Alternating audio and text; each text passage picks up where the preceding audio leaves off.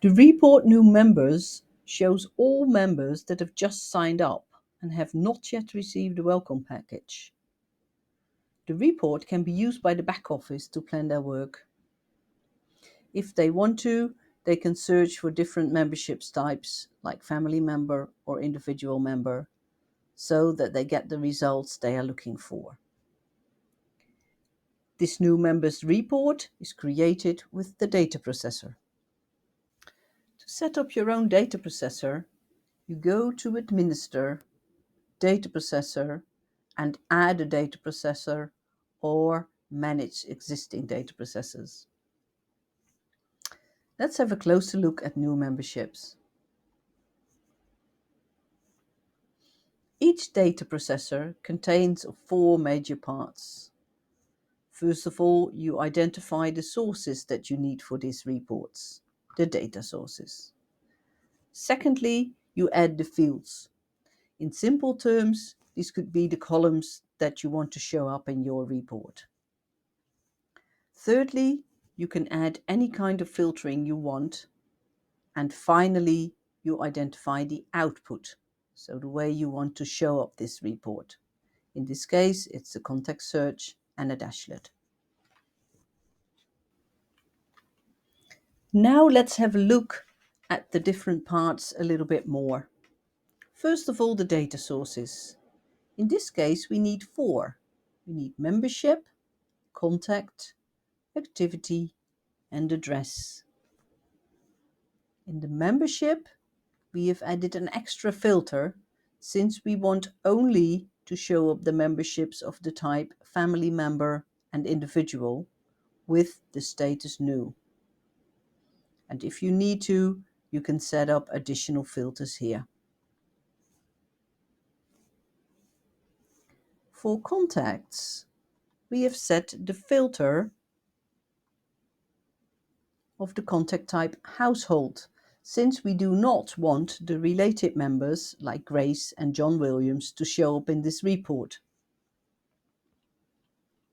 At the bottom of this data source, you need to say which joins there are with other fields. In this case, the contact ID of the contact should join up with the contact ID of the data source for new members.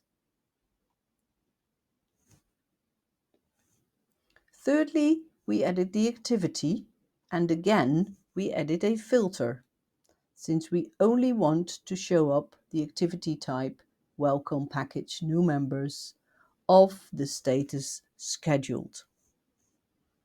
So when the status of this activity is later changed to completed, the information of these people no longer show up in this report. Finally, we have the data source for address.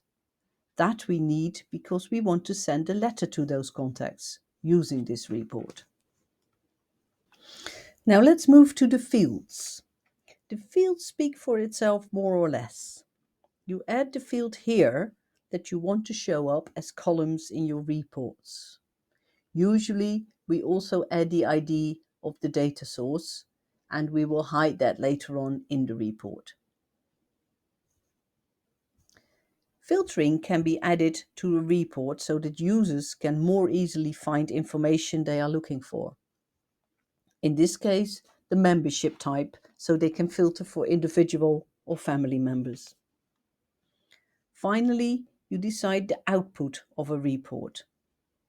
It can be a search or a report, only showing the data, or it can be an API, a tab on a contact summary, a dashlet, a membership search, a CSV export, or a PDF export.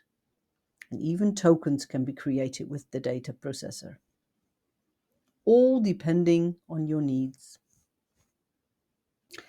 In this situation, we have 2 output types. First of all, the contact search, and secondly, the dashlet. Each output type can be configured. Let's have a little closer look at that. First of all, you select the output type, and then you decide in which menu you want the report to show up. In this case, it is the member reports, but you can put it somewhere else in the menu as well. you can set the permission, who can see this report, and the contact ID field. And you can also decide which fields can be hidden. And in this case, we hid the membership ID and the activity ID. If you want to have a help text for this search, you can add it here. And if there is no result in the report, which text do you want to show up? You can add that here. That way, you can configure the output types. Click on Save, and you've done that.